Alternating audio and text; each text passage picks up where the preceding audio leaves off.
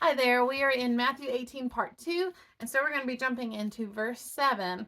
And also keep your fingers, if you can, in Matthew 5, because we're actually going to turn back there as a reference. So let me get there and get it ready. Okay, so let's read Matthew 18 verse 7. Woe to the world because of the things that cause people to sin. Such things must come, but woe to the man through whom they come. If your hand or your foot causes you to sin, cut it off and throw it away. It is better for you to enter life maimed or crippled than to have 2 hands or 2 feet and be thrown into eternal fire. And if your eye causes you to sin, gouge it out and throw it away. It is better for you to enter life with 1 eye than to have 2 eyes and be thrown into the fire of hell. Now let's look at Matthew 5, verse 29, and reads, he's saying something he's already said before. But I tell you that anyone who looks at a woman lustfully has already committed adultery with her in his heart. If your right eye causes you to sin, gouge it out and throw it away. It is better for you to lose one part of your body than for your whole body to be thrown into hell. If your right hand causes you to sin, cut it off and throw it away. It is better for you to lose one part of your body than for the whole body to go into hell. Now, is this a hyperbole? It could be, but here's the thing. If your hand is causing you to sin and you know that that's going to be the thing that gets you to hell, wouldn't you want to get rid of the thing that's going to take you to hell? Well, yes, except here's the thing about it. If you cut off that hand, are you going to continue to do it? That's really the question. Or is it a heart matter, which is what Jesus addresses throughout this whole thing. If you cut off that hand and your heart's not right, then you're just going to use the other hand, right? So that heart needs to be dealt with. And he's saying, woe to the world because of the things that cause people to sin. So if there are things that cause you to sin, then you need to get rid of that temptation. Whatever it is that's causing you, don't keep falling into the same trap that's going to get you there. So those things are horrible, and then woe to those, whether it be drugs or alcohol, or I mean those are the big ones that we're familiar with. But what about other things like the temptation of lots of food, or looking down on yourselves and how we view our bodies, or all kinds of other things. Unforgiveness being a huge one that we see. Well, I'll get into that soon, but even that one right there is looked at in a way of, well, it's not really that bad, but it is bad. So all these temptations, even we talked about the temptations of Jesus in Matthew 4. So there's still temptations that can cause us to sin, no matter what it is. It can be wrapped in spirituality and look good. But if it causes you to sin, then it's still wrong and it's still going to lead you down to hell. So get rid of it, whatever it is. If it's some extreme measure you need to take, I know people who they have that propensity towards alcohol. And so they cut it completely out of their lives. They don't want to be tempted by it, so they don't allow themselves in situations to cause them to be tempted. And there's others that are not tempted at all by it, so they can be around it without it bothering them. So for each person, sometimes it's different, and you can't judge one or another, and which we're going to get into, but you can't judge one another for how we put up those boundaries in our life to protect us from sinning. Okay, so let's look at kind of where Jesus is going in these passages.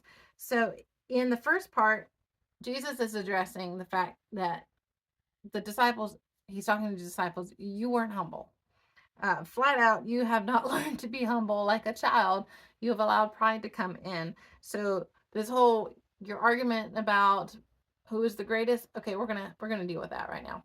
So first of all, you aren't humble. Second of all, the one who causes you to sin or to be proudful is also wrong. So whoever, if you became proudful, then you're wrong. But also the person who caused you to be prideful, who kind of tempted you towards that, they're also wrong. So there's offense going on, right? If with people, there's always offense, but you can't blame it on each other. Which, of course, now he sees that they're doing this even more so, because then he goes into the next part, which we'll save for tomorrow. But don't let things cause you to sin. Now, stop holding a grudge against each other and pointing fingers, because you know what? We're all responsible for our own sins and how we fall into temptation or not, or how we respond to temptation. And then we'll get into the rest. But this is kind of the formatting he's going. He's dealing with all, because, if you think like a human, you know how these disciples are going. They're going, well, who's the greatest? Oh, come on. I mean, Peter is pretty high up there. I mean, he's a few notches up, right? Because he saw the transfiguration. He's the one with the revelation that the Son of Man, that Jesus is the Son of God, all these things. And then, well, I mean, he also had some personal miracles. So he's probably high up there. But I mean, we did cast out some demons. So they're having this conversation. Jesus is nipping this in the bud, saying, no, get your perspective right. You are not the greatest. You will not be the greatest. The first shall be last, and the last shall be first. Get it right. Your position is in me.